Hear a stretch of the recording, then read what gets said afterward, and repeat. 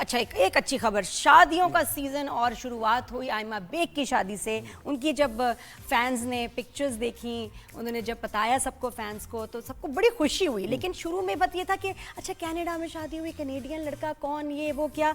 और जब उनको पता चला, अच्छा पहले फोकस सारा आयमा पे ना, दूल्हे पे नहीं था अभी इतना, अभी तो आयमा की बात हो रही। जैसे ही पता चला कि ये लड़का है कौन, एक तो ये कि इनका बहुत ही क्लोज फ्रेंड और साथ में को फाउंडर ऑफ द ब्रांड रास्ता। तो आप तो सोचें, ये जो आपकी जेन जी और दूसरे सब पागल हो गए। ये वो पाकिस्तानी ब्रांड है रास्ता में जिसकी बात कर रही हूँ, जिसको बॉलीवुड स्टार्स, हॉलीवुड स्टार्स पसंद करते हैं पहनना।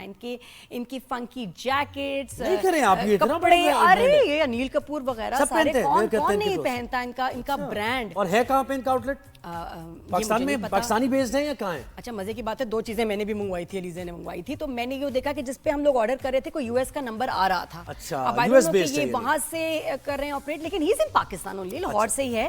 तो मुझे अब क्या हुआ कि जब पता चला दूल्हा का, तो अब दुनिया स्विच कर गई इन पे कि अरे दूल्हा पे। हाँ वो भी कोई कम नहीं, वो is a star because his brand is a star. तो ये तो मॉडलिंग भी करनी चाहिए, मुझे तो मॉडल लग रहे हैं, खुद भी करते होंगे मॉडल। बिल्कुल, मुझे बड़ी खुशी हुई इस शादी की, इट इज अमेजिंग। सही।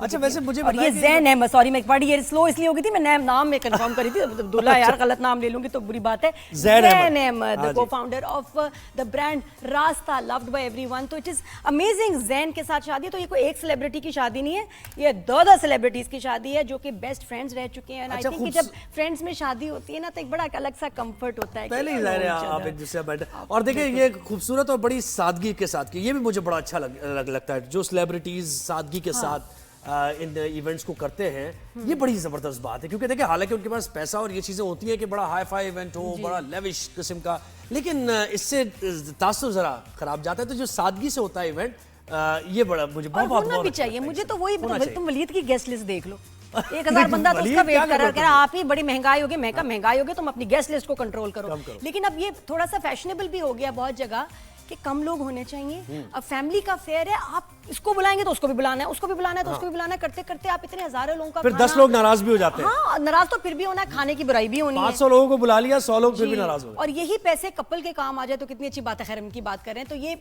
So nice, simple. ज़ैन और आयमा को बहुत बहुत मुबारकबाद, इनकी दोनों की फैमिलीज को बहुत सारी दुआएं उनके लिए। एंड माशाल्लाह it is a wonderful news, क्योंकि आयमा जो है वो तो हमारे, मैं कहती हूँ दिल पसंद जो है सिंगर हैं। और एक टू टाइम था पता है, 90s और उसके बाद के 1-2 सिंगर्स होती थी। मैं कहती थी लड़कियां पॉप सिंगर्स कब आएंगी, हमारी बच्चियां क्यों नहीं गा रही।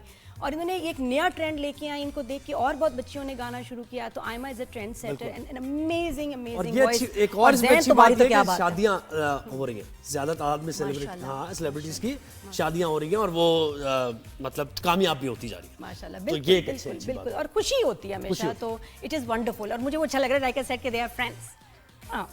क्या बात है, वो नजर आ रही है उनके अंदर रेपर्ट, वो यानी पिक्चर्स में भी पता चल रहा है कि फ्रेंड्स थे। अब ये मैं समझ नहीं कनाडा में क्यों शादी हुई है। अब ये तो आपको अभी कंफर्म नहीं है ना कि वो कनाडा बेस्ड है या खर्चा यूएस बेस्ड है, इससे खर्चा कम होता है। अब यहाँ होता तो कितने लोगों को बुलाना पड़ता है। अच्छा हाँ, कनाडा से तो इनविटेशन भी आएगा, तो भाई माजरत हमारी तरफ से हम कनाडा थोड़ा दूर है ठीक है, कोई नहीं, आप यहाँ जब फंक्शन करेंगे तो तब हम आएंगे। अच्छा एक और चीज मुझे याद आ गई, अब मैं भी देख रहा हूँ ना, एक चीज ज्यादा देख रहा हूँ। एक पॉडकास्ट हो रहा था वहाँ बहुत ही मशहूर इंडिया में, तो वो अपने एक सिंगर से सवाल कर रहे थे कि भाई उनका कोक स्टूडियो इतना जबरदस्त क्यों है, नहीं हमारे बारे में बात कर रहे थे। तो आपने सुना, मैंने उन्होंने कहा भाई पाकिस्तानियों का कोक स्टूडियो इतना अच्छा क्यों होता है, जबकि हमारे अंदर म्यूजिक और हमारे तो मजहब का हिस्सा है, रिलीजन का हिस्सा है। बिल्कुल, और हिस्ट्री, बॉलीवुड, ये वो सारा म्यूजिक और रीमिक्सेस चल रहे हैं, तो उनका ओरिजिनल एक भी कॉपी नहीं होता, इंस्पायर्ड नहीं होता कहीं से कि जी कोरिया की धुन ले ली, थोड़ी अफ्रीका की ले ली।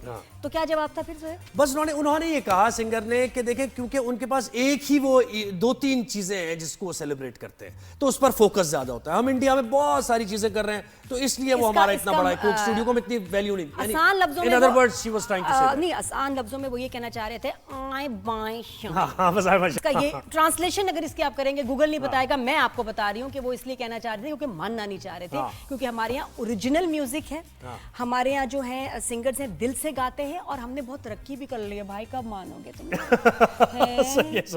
ये जी हाँ, तो अच्छा, वो अच्छा लगा। हाँ, तो ये ज़ोहेब ने जवाब बताया कि इंडियन ने जवाब क्या दिया कि उनका कोक स्टूडियो क्यों इतना मशहूर और ओरिजिनल नहीं है जितना पाकिस्तान का है, तो उसने कहा आए बाएं शाएं, यानी कि